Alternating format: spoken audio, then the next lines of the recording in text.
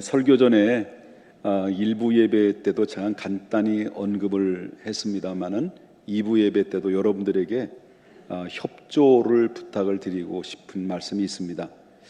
다름이 아니고 저희 교회는 외부에 선교도 하고 또 국내도 선교를 하고 있지만 교회 안에 정말 성도님들 중에서 상당히 어려움을 겪고 있는 분들이 꽤 있습니다. 근데 한 분을 좀 소개해 드리는데 실명은 거론하지 않지만 저희 교회에 오신 지 한 4년 정도 되시는 권사님이신데 권사님 남편은 원래 집사님이셨고요. 그런데 부채가 너무 많아서 부채의 압박감에 너무 강한 스트레스로 인해서 암이 발생이 됐습니다. 이 암이 발생이 돼서 지금 많은 어려움을 겪고 있고요. 병원에 지금 이제 생명의 촌각을 다투는 상황에 놓여 있는데 이제 병원비도 마련해야 되는 거고 또 이래저래 상당히 어려운 그런 경제적인 압박감에 의해서 우리 권사님이 하루하루를 버텨 나가기가 버거워하는 상황에 놓여 있습니다. 물론 한두 병 정도의 이렇게 협력을 하면 이렇게 뭐 도움이 되겠습니다만은 우리 모든 분들이 조금씩만이라도 여러분들이 구제하는데 헌금을 해주신다고 한다면 뭐 5천 원도 좋고 만 원도 좋습니다. 그래서 해주신다면 바로 이분에게는 엄청난 위로가 될 것이고 힘이 될 것이고 용기가 될 것이라고 저는 믿어요. 그래서 여러분이 제안드리고 싶은 거는 이번 주와 그 다음 주에 여러분 마음에 혹시라도 감동이 되시는 분이 있다면 봉투에 교회 헌금 봉투에다가 구제 헌금 이렇게 명칭을 써주시고 헌금을 협조를 해주시면 구제 헌금이라는 명목이 들어온 것들은 전부 다 그분에게 위로가 될 수 있는 말씀으로 전달이 될 거라고 생각이 되고요. 금요일 날 말씀 묵상했던 말씀을 제가 설교를 한 적이 있어요. 누구든지 이 작은 자 하나를 영접하고 섬기는 것이 곧 나를 영접하고 섬기는 것이다 라고, 이런 자가 큰 자다라고 말을 하는데, 이런 자들에 대한 섬김이 헌신이 우리 하나님 앞에서는 가장 기쁨이 되고 또 우리에게 축복이 오히려 넘치게 될 것이라고 믿습니다. 그래서 이번 주와 다음 주에 두 주에 걸쳐서 여러분이 작은 헌신이지만은 그게 모아지면 커다란 힘과 용기가 되리라 믿습니다. 그 밖에 어려운 분들도 많이 있지만 특별히 이 권사님을 위해서 함께 기도해 주시고 모든 어려운 상황을 잘 극복하게 해달라고 기도하시고, 그 밖에 이렇게 질병과 싸우고 있는 환우들을 위해서도 특별히 기도를 부탁을 드리겠습니다. 얼굴들이 왜 그러셔요? 우리 주의 말씀 함께 생각하고 싶은 것은, 오늘은 제목은 내 이웃에 대하여 거짓 증거하지 말라라는 제9계명, 10계명 중에서 제9계명의 말씀을 함께 은혜를 나누고자 합니다. 제9계명을 다시 한번 하나님의 말씀을 읽어드린다면 이와 같습니다. 내 이웃에 대하여 거짓 증거하지 말라라는 말씀이 소개되고 있는데요. 그때 당시의 시대적인 상황을 보게 되면 이 말씀은 하나님이 모세를 불러가지고 시내산에서 이 바로 율법을 주시면서 10계명을 두 돌판에 새겨진 말씀 중에서 바로 제9계명의 말씀을 허락하신 말씀이죠. 그럼 그때 당시는 어떤 상황이냐면, 이스라엘 백성들이 430년 동안 애굽에서 종살이를 하다가 바로 해방이 되었습니다. 그리고 그들이 그 애굽에서 탈출해서 이제 광야에서 이제 40년 동안 생활을 하고 있는 그때에, 광야에서 생활하는 그때 당시에 이스라엘 백성들의 인구가 약 200만 명 정도가 되는 인구라고 볼 수 있습니다. 우리 평택의 인구보다도 4배 정도 이상 더 많은 인구라고 볼 수 있겠죠. 그러니 광야에서 그 어마무시한 사람들이 함께 살면서 이 작고 커다란 이 사건 사고들이 많이 발생이 될 거 아닙니까? 이 사건 사고들이 발생될 때마다 이 재판을 받아야 되는데, 재판을 통해서 진위를 가려내야 되는데, 그래서 이 모세가 한 사람이 할 수 없기에 1000부장, 500부장, 100부장, 50부장, 10부장 이렇게 나눠가지고 모든 재판을 분배해서 재판을 하도록 했던 거죠.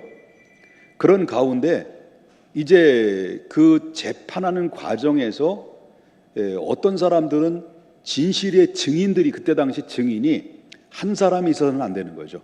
두 사람 이상이 증인이 세워져서 이 모든 것이 피해자가 될 수도 있고 가해자도 될 수 있는 진위가 가려지는데, 그때 당시에 어떤 법적인 근본적인 부분이 마련되지 않다 보니까 바로 이 거짓 증언들이 많이 발생이 되는 거죠. 이 거짓 증언들이 많이 됨으로 말미암아 위증이죠, 말할 위증이 되다 보니까 많은 피해 사례들이 발생이 되는 거예요. 그래서 하나님께서 그 사실을 아시고 모세를 시내산에 불러가지고 계명을 10계명을 주는 중에서 9계명은 제 9계명을 내 이웃에 대해서 거짓 증거하지 말라라고 하는 이런 증거에 대한 이야기를 예수님께서 규정으로 율법으로 정해 주셨던 말씀이라고 볼 수 있다라고 하는 거죠. 그래서 그때 당시 이스라엘 백성들을 제 9계명을 어떻게 이해를 하게 되냐면, 제 9계명은 법정에서 위증하지 말라는 뜻으로 이해를 한 거예요. 그것만 이해하는 거예요. 그러니까 이해를 했다 보니까, 그래서 이 제 9계명은 위증 금지 계명이다라고 이렇게 규범으로 그들은 생각을 하고 있었다라고 하는 거죠. 그렇게 생각하다 보니까 대부분의 사람들은 9계명은 그냥 법정에서만 위증하지 말고 법정에서 거짓 증거하지 않으면 그건 끝난 것이다, 우리하고는 별 상관이 없는 이야기다라고 그들은 보편적인 생각을 가지고 있었다라고 하는 거예요. 그래서 그렇지만은 이 제9계명이라고 하는 이 본질적인 이 내용의 의미는 그때 당시 법정에서 거짓 증인이 되지 말라, 거짓 위증하지 말라는 그 말씀의 범위에 벗어나는 말씀이다라는 거죠. 그 범위보다 훨씬 뛰어넘는 말씀이 그 9계명의 안에 다 들어있는데, 이스라엘 백성들, 그때 당시의 사람들은 그냥 법정에서만 위증하지 않으면 된다라는 생각을 했다는 거예요. 그런데 이 9계명의 본질적인 내용의 본질은 그보다 훨씬 뛰어넘는 내용이 들어있다는 것을 오늘 성경의 말씀을 통해서 이야기해주고 있다라고 하는 것입니다. 그렇지만 여기 보게 되면 법이라고 하는 것은 언제나 법이라고 하는 것은 바로 상식의 최소한이라는 것이 있다라고 하는 거예요. 그래서 좀 더 구체적으로 이 계명을 이제 해석을 더 깊이 들어가게 된다고 한다면 뭐가 되냐면, 에베소서에서는 이렇게 이야기합니다. 사도 바울이 뭐라고 얘기하냐면, 에베소서 2장 25절에 이렇게 이야기합니다. 그런즉 거짓을 버리고, 뭘 버리라는 거예요? 거짓을 버리고 각각 그 이웃과 더불어 참된 말을 하라는 거예요.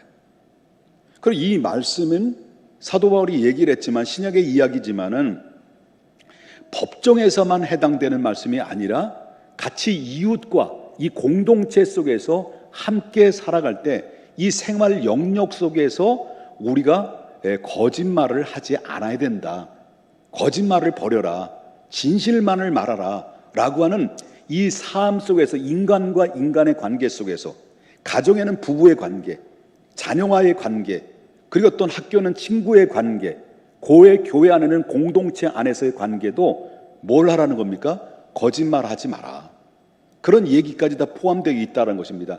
법정에서 위증하지 말라는 말씀만 포함된 것이 아니라 모든 일상적인 생활 영역 속에서 거짓말은 이건 나쁜 것이다, 거짓말은 좋은 게 아니다, 그런 얘기를 예수님께서 말씀하셨다는, 바울 사도를 통해 얘기했다는 거죠. 그렇다면 거짓 증거라는 것이 뭘까라는 겁니다. 거짓 증거. 이 거짓 증거라는 것은 여러분 고대 그리스 철학자 아리스토텔레스는 이 거짓에서 이렇게 정의를 내려요. 뭐라고 말하냐면, 있는 것을 없는 것처럼 이야기하고 없는 것을 있는 것처럼 이야기하는 것이 거짓이다, 이렇게 정의를 내렸어요. 여러분, 그렇다면 성경이 말하는 거짓이 뭐냐, 성경이 말하는 거짓 증거가 뭐냐라고 우리 한번 생각해 보자는 거죠. 그러면 몇 가지가 있습니다. 성경이 말하는 거짓 증언 중에 첫 번째가 바로 뭐냐면, 다른 사람에 대한 험담, 다른 사람을 험담하거나 흉보는 것을, 그걸 성경은 말하기를 거짓 증거다, 이렇게 이야기를 합니다. 거짓 증거다. 자, 그러면 이것은 무슨 말이냐면, 앞에서는 말을 못하며, 그 사람 앞에서는 말을 못하지만 이제 뒤에 가서 이 사람을 향해서 수근수근거리고 쏠딱이야? 그 뭐라 그래요? 예? 꿀떡꿀떡? 쏙닥쏙닥 하는 것. 수근수근거리면서 뒤에서 쑥딱, 어떻게 잘 알아요? 쑥떡쑥떡 하는 거. 이것을 얘기한다는 거예요. 그래서 성경은 이 부분에 대해서 지적을 해요. 여러분, 로마서 1장 29절에 우리 성도들 뿐만 아니라 타락한 인간의 근성들을 전부 다 고발을 하고 있는 내용 중에 로마서 1장 29절에 이렇게 합니다. 인간이 얼마나 더럽고 추악한지. 모든 불의, 추악, 탐욕, 악의가 가득한 자요, 시기, 살인, 분쟁, 사기, 악독이 가득한 자요. 그 다음에 뭐가 나와요? 수근수근하는 자요. 수근수근하는 자요. 그 인간의 가장 악하고 악취 냄새 나는 인성 중에 뭐도 포함되어 있냐면 수근수근하는 것. 이게 바로 거짓 증거라는 거예요. 여러분, 그래서 시편 101편 5편에 이렇게 이야기합니다. 자기의 이웃을 은근히 헐뜯는 것 잔을 내가 뭘 한다는 거예요? 멸할 것이다. 그럼 누가 듣는다는 거예요? 자기 이웃을 은근히 속된 말로 씹고 다니는 사람을 내가 다 보고 있다, 내가 알고 있다, 그래서 내가 그를 멸하게 될 것이다. 이런 무서운 하나님의 선포의 내용이라고 하는 것이죠. 그러면 남 이야기하는 것을 좋아하는 사람들을 누가 본다는 거예요? 하나님이 본대요. 수근수근하고 쏙닥쏙닥하는 이 상황과 환경들을 누가 지켜보고 있다는 거예요? 불꽃 같은 눈동자로 지켜본다는 거예요. 누가? 하나님이.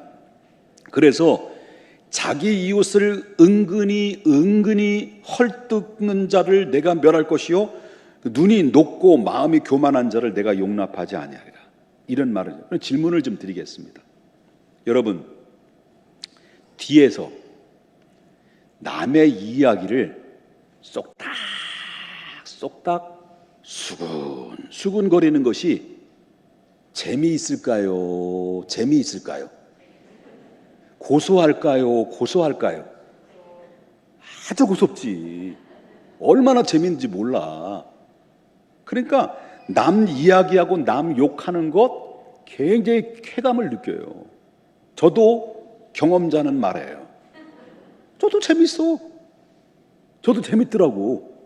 쏙닥 한 사람을 놓고 도마에 올려놓고 바로 뭐냐면 내장부터 빼고 어디에 갑질하고 난도질 딱 해가지고 완전히 소위 말하는 죽을 만들어버리는 이런 것들이 얼마나 쾌감을 가지고 있는지 몰라요.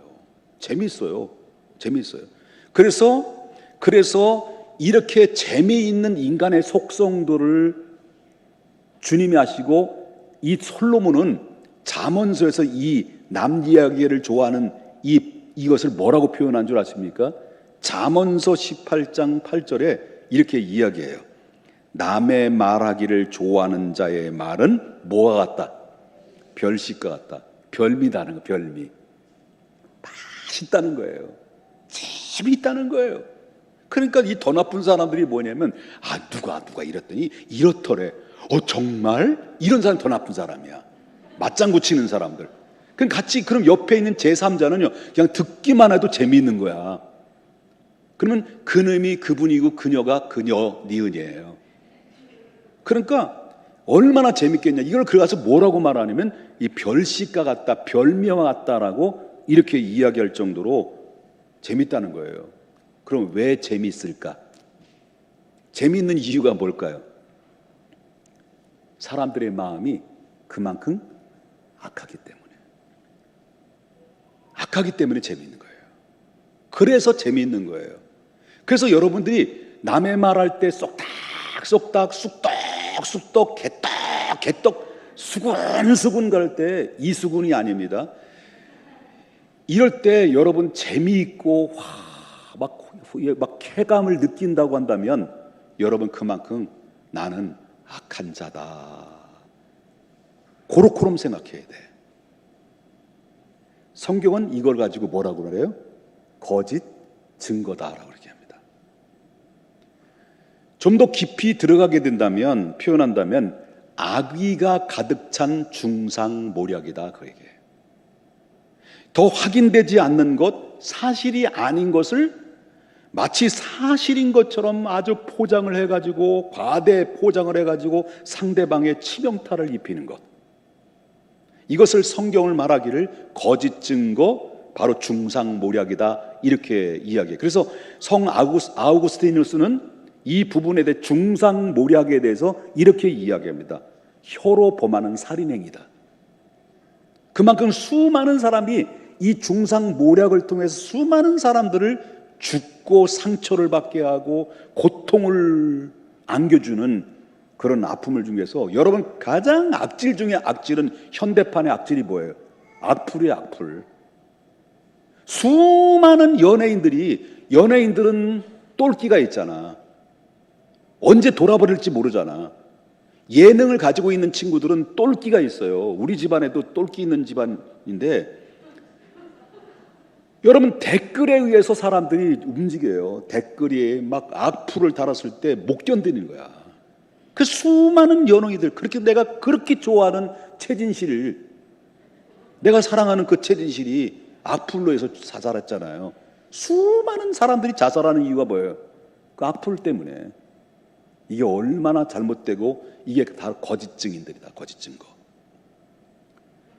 여러분, 옆에 있는 분들하고 한번 얼굴을 쳐다보면서 이렇게 인사하십시다. 우리 회개하십시다. 인사합시다. 회개해야 돼요.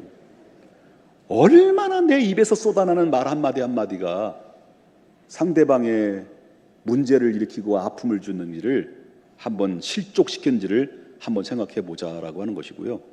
또 성경이 말하는 거짓 증거 두 번째는 바로 뭐냐면, 부분적으로 말하는 것도 거짓 증거다. 부분적으로. 부분적으로 말할 수도 있는 거죠. 뭐 그렇게 될 수 있겠지만, 상대방의 한 말을 왜곡시키는 것을 말하고 있는 거예요. 자기의 멋대로 왜곡시키는 거죠. 예를 든다면, 여러분 아브라함 아시죠? 아브라함 아셔요? 아브라함 잘 아시죠? 아브라함이 특징이 뭐냐면 100세의 아들을 얻었나, 믿음의 조상. 이 사람이 누구하고 결혼했어요? 예? 여자하고 결혼했잖아. 아브라함이 사라하고 결혼했잖아. 사라하고 결혼했는데, 아브라함이 결혼하면서 하나님 약속의 땅을 이동하다가 두 번이나 사람들 앞에 치명적인 거짓말을 했어요. 그것도 바로 애굽에서 한 번, 그 다음에 두 번째는 그랄 지방에서 한 번. 그 거짓말한 것이 바로 뭐냐면, 분명히 자기와 함께 살고 있는 자기 아내인데 사람들에게 뭐라면 소개하기를 내 아내가 아니고 내 여동생이라고 소개를 한 거예요. 여러분, 사라는 분명히 사촌 동생이야. 이스라엘은 결혼법이 친가 결혼이에요. 그게 사촌 동생인데 아내예요, 부인이에요. 이게 맞는 얘기예요. 근데 낯선 지방에 가다 보니까 이 사라가 너무 튀는 거예요. 여기 계신 분 중에서 튀는 분들이 몇 분 계시는데요. 또 자기를 또 이렇게 봐. 또 너무 이쁜 거야. 너무 이쁜 거야. 톡톡 튀는 거예요. 그러니까 사람들이 가는 곳마다 아브라함에게 저 여자 누구요? 저 여자 누구요? 나 소개 좀 시켜줘. 자꾸 하는 거예요. 그러니까 아브라함이 서서히 두려움이 엄습해 온 거예요. 그러니까 이 사람들이 저처럼 선하게 생긴 사람은 저 여자 누구요? 라고 하면 내 아내입니다! 하고 자신 있게, 왜? 착하게 생겼으니까. 그런데 귀골이 장대하고 1m 90, 소위 말한다면 미안하면 대가 이따시만하고 막 눈을 부라리고 저 여자 누구야? 그러면 위압감 받을 거 아니야. 그러니까 위압감 받으니까 바로 이 사람들에 의해서 내가 내 예쁜 내 아내로 인해서 죽임을 당하고 내 아내가 빼앗길 것 같다라는 생각이 들어온 거예요. 그래가지고 사람들이 만나는 사람마다 바로 이 여자는 내 여동생입니다라고 하는 거예요. 원래 말할 때는 이 여자는 내 동생, 사실상 맞아요, 안 맞아요? 사촌 여동생이에요, 사촌 여동생. 근데 아내야, 자기 아내야. 그러면 이 여자는 내 여동생입니다, 가로 열고, 그렇지만 지금은 내 아내입니다라고 이야기했는데 그거를 싹 빼고 내 여동생입니다라고 하는 거예요. 그러니까 뭐예요? 오빠 대접 그때 당시 잘 받고 재산 다 물려받고 남을 속이다가 곤경에 처했었던 이들이 많았다는 거예요. 이 사실을 놓고 뭐라고 말하는 거예요?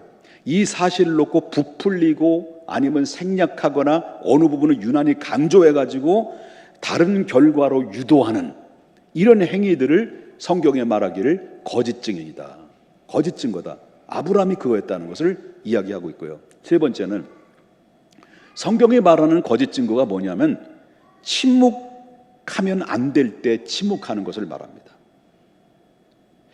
중요한 자리입니다. 아주 중요한 자리에 아무 말도 안 하는 거예요. 아주 중요한 자리에서.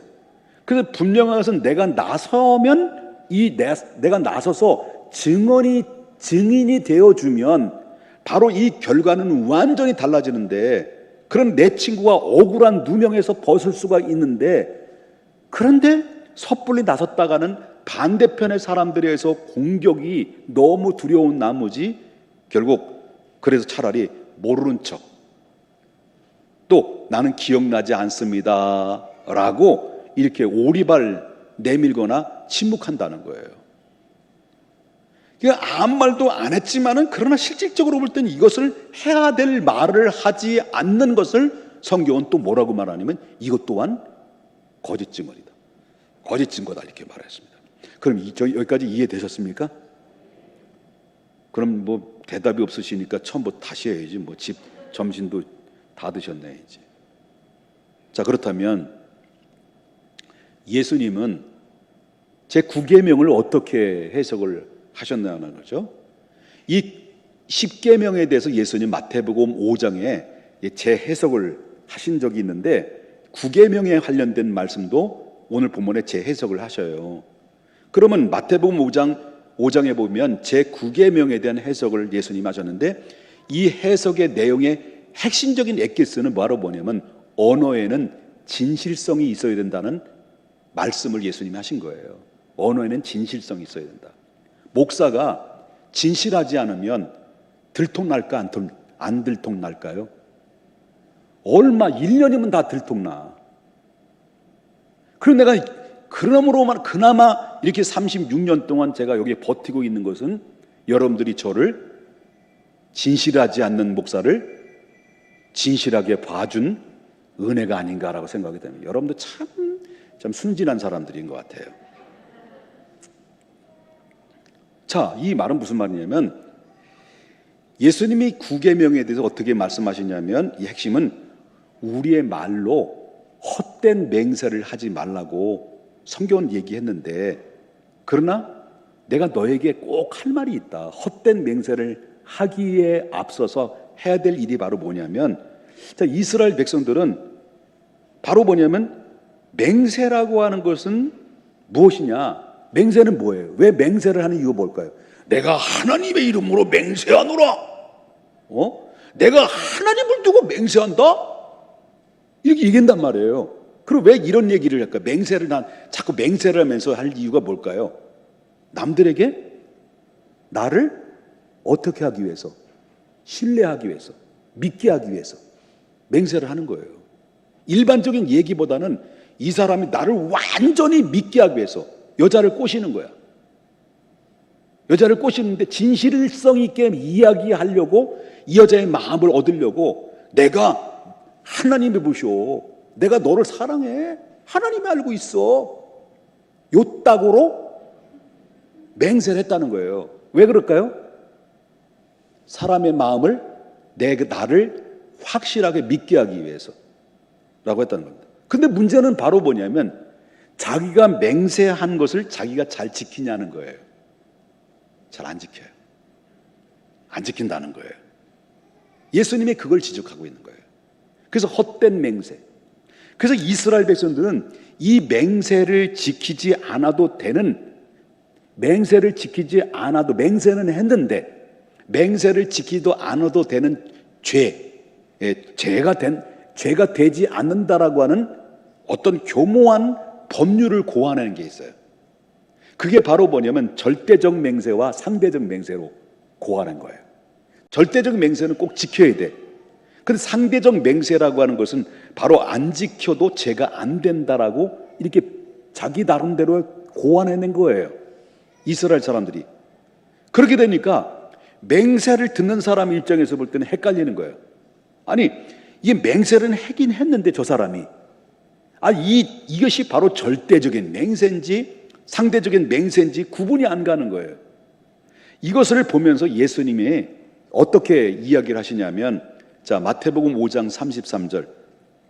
옛사람이, 좀 금방 전까지 제가 설명드렸잖아요. 옛사람에게 말한 바 헛맹세하지 말고 내 맹세한 것을 주께 지키라고 하였다는 것을 너희가 들었으나, 예수님이 뭐라는 거예요? 34절에 나는 너에게 이르노니 도무지 뭐하지 말라는 거예요. 맹세하지 말지. 하늘에도 말고 하지 말고 이는 하나님의 보좌입니다. 무슨 말입니까? 너희들이 맹세하는 것을 너희들도 못 지키는데 맹세를 하게 하는 사람들 헷갈리는데 하지 마라. 그 얘기예요. 그러면서 37절에 바로 뭐냐면 오직 너희는 말할 때 yes는 yes, no는 no 이렇게 하라고 하는 것이 예수님의 가르침의 말씀이라고 하는 거예요. 무슨 뜻입니까? 변명과 맹세가 필요 없는 진실한 언어의 사람이 되라. 그런 이야기로 예수님이 이게 바로 존재론적 해석 방법으로 우리에게 알려주는 내용이라고 하는 것입니다. 그럴 때 진정한 내 안에 자유와 평강이 있을 것이다. 아멘입니까? 내가 거짓말을 자꾸 하게 되면 결국에는 바로 뭐냐면 누구도 못 믿는 거예요. 내 자신도 못 믿는 거예요.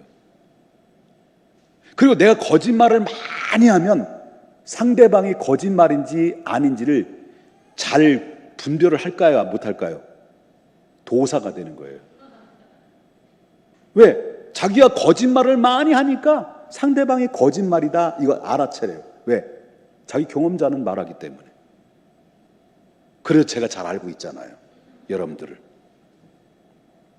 또 믿으면 또 못 써. 이런 면에서 거짓말은 가장 피해로 남는 것이 바로 자기도 못 믿는 거예요. 그럼 피해자로 남는 거예요. 누가 피해자 남는 거예요? 결국 고스란히 거짓말의 가장 피해자는 남이 아니라 내 자신이 되는 거예요. 여러분, 거짓말의 유혹에서 벗어나야 돼요. 벗어나야 돼요. 왜냐하면 스스로 자신을 믿지 못하기 때문입니다. 물론 남도 안 믿고 하나님도 안 믿어요. 그래서 모든 관계로부터 사람들로부터 고립되고 스스로 질식당하게 되는 거죠. 그래서 뻔히 아는 거짓말, 새빨간 거짓말, 새하얀 거짓말, 찢어진 거짓말 사람들이 다 알아요. 그러니까 아예 그냥 사람들이 가까이 하려고 하지 않는 이런 모습들까지 결국은 뭡니까? 말기까지 들어요. 말기. 인간의 말기, 거짓말의 말기. 그러면 사람의 관계가 끊어요. 그래서 여러분, 내 주변의 사람들이 자꾸 나로부터 자꾸 떠나는 이유가 뭐냐 할 때 나는 혹시라도 거짓말의 명수가 아닌가를 스스로 판단하고 진단해 볼 필요성이 있다. 자꾸 미안해요. 좋은 말만 해야 되는데 안 좋은 말만 자꾸 해가지고 지금 미안해요. 그렇지만 한번 좌우옆분과 인사 나누세요. 우리 목사님 용서해 주십시다. 네. 한번 들어보십시다. 네. 할렐루야. 190이 아니지. 자, 물론 그래서 우리는 기도해야 된다. 우리 믿음의 사람들은 특별히 기도해야 된다. 어떻게 기도하라고요? 시편 51편 10절 나오는 말씀입니다. 하나님이여, 내 속에 정한 마음으로 창조하시고 내 안에 정직한 영으로 새롭게 하옵소서. 저는 늘 이 기도의 시편을 굉장히 좋아합니다. 늘 기도할 때도 정직한 영으로 새롭게 해달라고 늘 기도해요. 저는. 그럼 어떻게 하면 거짓말로부터 우리는 멀어질 수 있을까? 우리는 내 힘으로 안 돼요. 습관적으로 내 자신 툭툭 튀어나오는 이 거짓말의 유혹으로부터 어떻게 우리는 벗어날 수 있을까라고 하는 겁니다. 그러면 지금 내가 말하는 이 말이 사실인가라는 것을 먼저 생각해야 돼요. 내가 누군가 말을 해야 돼요. 지금 말을 하고 있어요. 근데 이 말을 한참 하다 보니까 이게 거짓말이 섞였어. 이게 사실이 아니야. 그럴 때 딱 멈추라는 거예요. 멈추고 진실만을 얘기하라. 늘 이 사실을 이야기하는데 사실 나중에 가다 보면 뭐예요? 거짓말이 섞여버려요. 짬뽕이 됐을까? 짬뽕이 됐을까 되는 거예요. 그래서 결국 어떻습니까? 내가 말을 할 때 정말 거짓말로부터 멀어질 수 있는 유일한 방법은 내가 지금 말하고 있는 것이 사실인가를 항상 인식하고 얘기하라 라고 하는 것입니다. 두 번째는 내가 말을 할 때 꼭 필요한 말을 하고 있는가. 사실상 내가 남에게 말을 할 때 이것은 진짜라고 사실이라고 떠들어도 되는 이야기인지, 그러나 우리가 일상적인 이야기할 때 사실이 아닌 말을, 소위 말하는 사실이라도 할 말이 있고 안 할 말이 있다는 거예요. 이 말은 지금 꼭 필요한 말인지를 생각해야 된다는 거죠. 예를 들어서 아침에 뭐 무슨 비빔밥을 먹고 왔는데 굳이 와서 막 사람들 앞에 나 비빔밥 먹고 왔다. 뭐 굳이 뭘 우리도 먹었어. 뭐 그 얘기할 필요 뭐 있어. 나 이런 속옷을 뭐 속옷이 사람들 관심 없어. 근데 불필요한 얘기들을 떠들어대서 본질이 사람의 그 인성이 바로 희석되어지고 사람이 가볍게 여겨지는 상황이 이룰 수 있다라고 하는 것입니다. 세 번째, 내가 지금 말하고 있는 말 한마디가 사랑이 섞여 있는지, 사랑이 들어있는지, 정말 상대방을 사랑하고 생각하고 그들을 세워주기 위한 사랑의 마음이 담겨져 있는 진실성 있는 사랑의 말인지를 우리 한번 생각해 봐야 됩니다. 이게 바로 뭐냐면 이 모든 상황, 다시 말한다면 이 말이 사실인가, 꼭 내가 하는 말이 꼭 필요한 말인가, 내가 말하는 말이 사랑이 들어있는 말인가, 이 세 가지를 뭐라고 말하냐면 바로 이 언어의 황금률이다 이렇게 얘기해요. 여러분, 세상의 모든 사람들은 거짓말하지는 말아야 되지. 특별히 우리 믿음의 성도들은, 하나님의 이름으로 하나님의 백성으로 살아가는 성도님들은 절대로 거짓말해서는 안 된다는 거예요. 그 이유가 뭡니까? 그 이유는 하나님은 거짓말하지 아니하시는 신실하신 분이기 때문이었습니다. 하나님이 거짓 없이 말씀으로 이 세상을 창조하셨습니다. 하나님은 우리를 향해서 바로 하나님의 언약을 행하셨을 때 언약한 말씀을 단 하나도 오점 없이 다 성취하신 분이 하나님의 입에서 나온 말씀대로의 성취의 사건이었습니다. 단 한 번 말씀하시면 그 말씀하신 그 말씀을 신실하게 바로 성취하신 거짓 없으신 분이 누구냐고 말한다면 하나님이십니다. 그렇기 때문에 우리는 그의 백성이 되었습니다. 당신의 그분의 자녀가 되었습니다. 당신의 자녀는 거짓 없으신 하나님의 성품을 닮아가며 진실만을 말하며 거짓 없는 삶으로 살아갈 수 있도록 여러분 애쓰고 애써야 된다는 것입니다.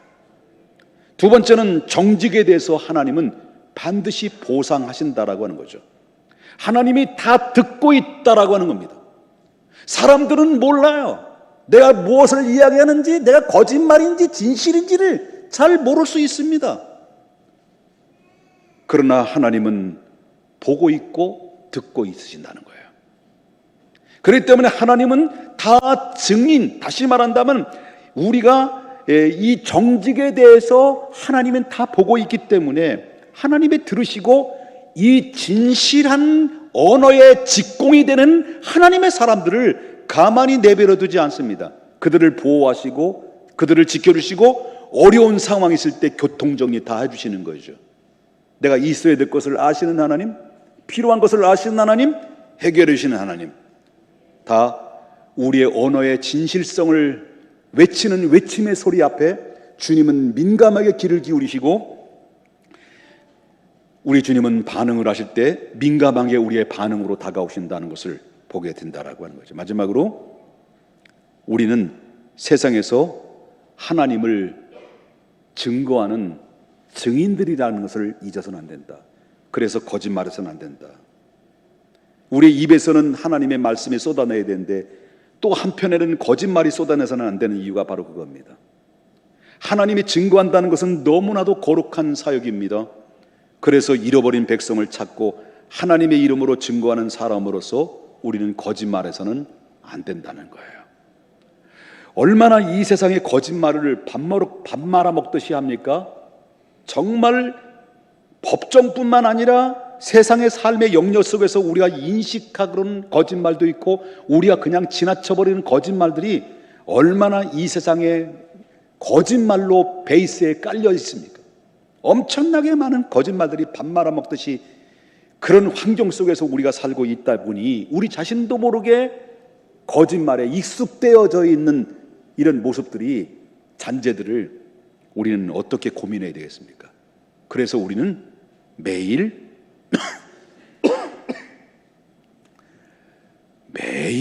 우리는 이 문제를 놓고 기도하고 결단해야 됩니다.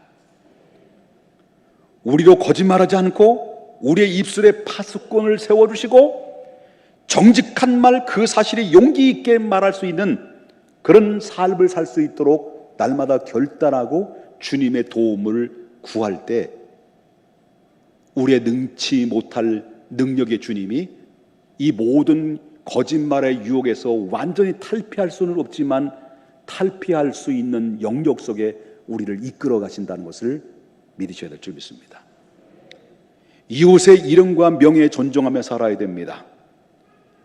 그 나를 보존할 뿐만 아니라 이웃의 명예와 이름을 존중히 하기 위해서는 우리는 뒤에서 절대로 험담하거나 수근수근거리나 쏙닥쏙닥하는 그 잘못된 버릇을 버려야 된다는 거죠. 이런 무리들이 쏙닥쏙닥 수근수근하는 무리들이 이렇게 모여지게 되면 마치 뭐와 같으냐면 누룩처럼 번져지는 거죠. 이게 바로 뭐냐면 두세 사람이 쏙닥거리는 세력들이 점점 더 모아지게 되면 여기에는 파워가 형성이 됩니다. 그러면 이 쏙닥 파워파들이, 쑥떡 파워들이 모여지다 보면 진실을 말하는 자들을 공격해요. 진실을 왜곡해버려요. 그래서 엄청난 진실을 얘기하고 진실을 말하는 사람들의 핍박을 가하게 되고, 그리고 교회가 분열되게 되는 그 엄청난 죄의 잔재가, 따라서 합시다. 쏙닥쏙닥, 쑥떡쑥떡, 수근수근. 시작. 그거라는 거죠. 그 범인 중에 범인이 혹시 누구입니까? 손들어. 나일 수 있다는 걸, 내가 그런 함정에 빠질 수 있다는 경각심을 가지고 우리는 기도해야 됩니다. 나에게 정직한 영으로 새롭게 해주십시오. 우리 이제 모든 것을 벗어나 다시 정식으로 돌아가서 정직을 말아야 되고, 그래서 자기 존재의 진정한 자유와 행복을 이제 되찾아야 될 줄 믿습니다. 잃어버려가는 나를 다시 찾아서 진실한 하나님의 백성으로서 이 땅에 아름답게 자리매김하는 우리 모두가 될 수 있기를 주님의 이름으로 축원합니다. 그동안 조시느냐고 고생 많으셨습니다. 기도하겠습니다.